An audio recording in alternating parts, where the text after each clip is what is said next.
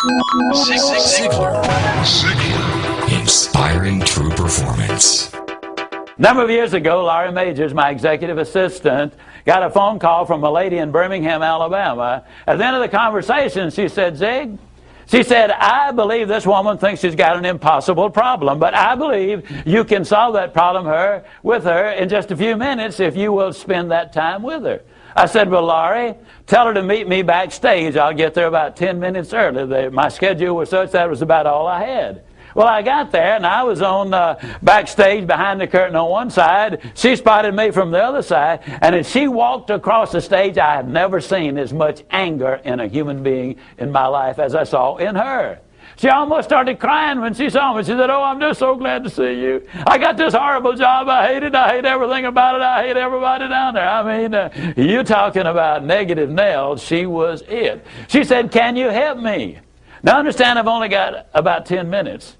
So I looked at her, and one thing I have learned, I don't do counseling, but I talk with a lot of people who do, in psychology, psychiatry, and the ministry. And they tell me that everybody who comes to you with a problem are not necessarily looking for a solution.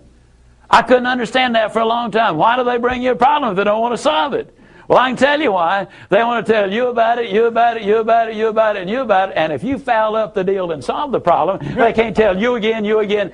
They want the attention that goes with the problem, and every company just about it has that kind of an individual. They want the attention that goes with griping and complaining.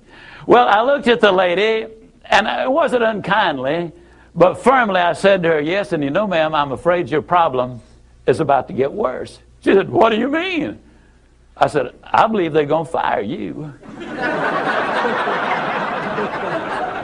She was stunned. I couldn't have stunned her more if I'd hit her in the face with a bucket of ice water. She said, fire me? Why on earth would they fire me? The inflection in her voice clearly said, they're the bad guys, I'm the good guy. Why don't they fire them and keep me? Have you ever noticed that people who are the problem never recognize that they are? They're in complete denial. They think denial is just a river in Egypt. Why would they fire me? I said, ma'am, I don't believe there's a company in America big enough to contain this much poison in one small spot. Have you ever noticed that when somebody is about to lose something they've been complaining about, whether it's a car, a home, a mate, a job, or whatever, when all of a sudden it appears they're going to lose them, it takes on brand new value. She looked at me and said, well, what can I do? I said, do you really want to know? She said, yes, I do. That's the reason I came to see you. I came looking for help, but you sure haven't been any help so far. I said, well, ma'am, I've got an idea, and I will absolutely guarantee you it positively, definitely, absolutely will work if you will just do it. She said, I'll try anything within reason. I said, okay, when you get home tonight, all of your household tasks are complete. It's bedtime. Get off in a room right by yourself. Get a sheet of paper out, and at the top of it write, I like my job because. She interrupted me. She said, that'll be easy. I don't like nothing about that job. Don't like nothing about those people down there. And I said, well, just as a matter of curiosity, do you work there for benevolent reasons, or do they pay you for working there? She said, well, I got to confess, they pay me. And I said, and you don't like to be paid? Oh, she said, yes, I do. I said, okay, tell you what you do. Open your notebook right now. We'll start our list of the things you like about your job. They pay you for working there, and you do like it, don't you? She said, absolutely. But she just stood there. I said, no, open your notebook now, and we'll get busy on the list. She just stood there. I said, ma'am, let me tell you what my experience in life has been. I've discovered that in 100% of the cases, no exceptions, people who won't take step number one never take step number two. You see, she had come to me with an impossible dream. Her dream was that nice Mr. Ziglar was going to solve all of her problems, and she would live happily ever after. Well, folks, I got news for you. I can't solve her problems. I can't solve your problems.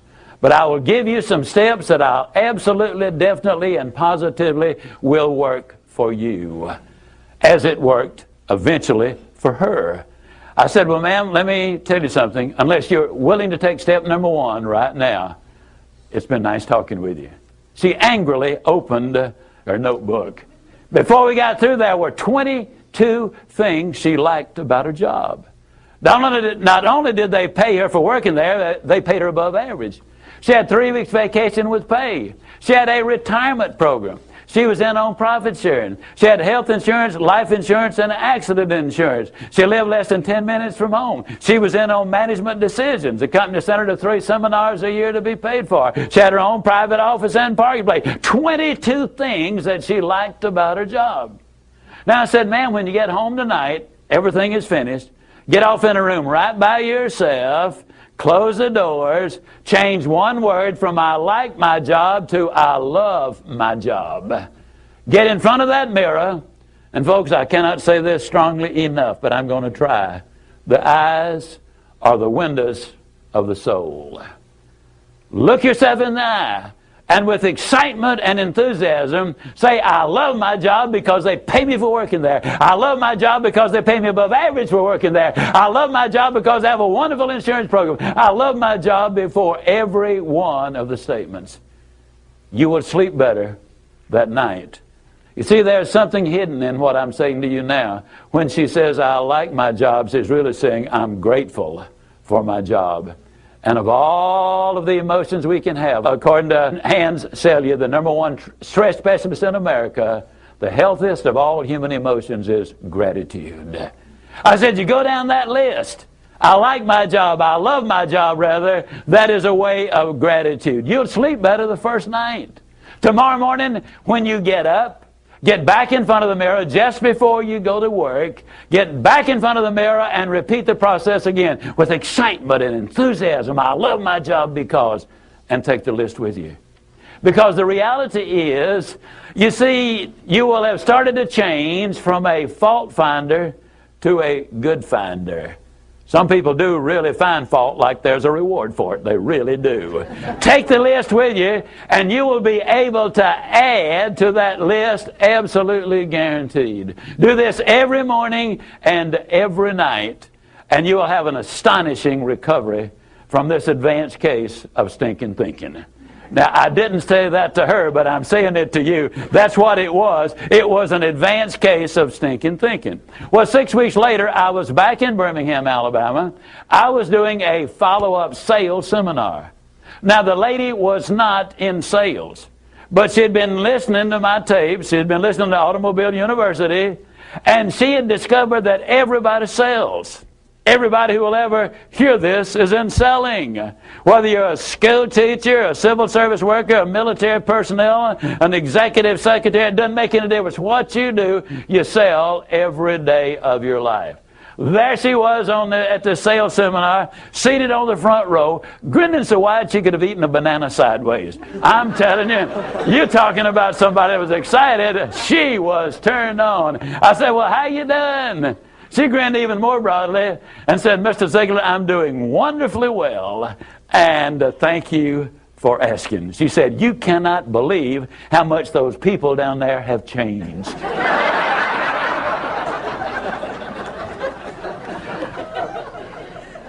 I got a lid on the line, folks. You're not going to change anybody else till you change you. Everything really does begin with you. Now, you see, the unfortunate thing, this lady had been raised in a very negative environment. First, her parents had told her that she'd never amount to anything. They had said, you know, you're always late, you're always sloppy, why can't you be like your brother or your sister or whatever? When she got married, her husband had continued it, and so her self-talk had become completely negative. Everything that she said about herself was negative. Like Dad said, I'll never amount to anything. Or like my husband says, I can't do anything right. But when she started changing the input, then some radical changes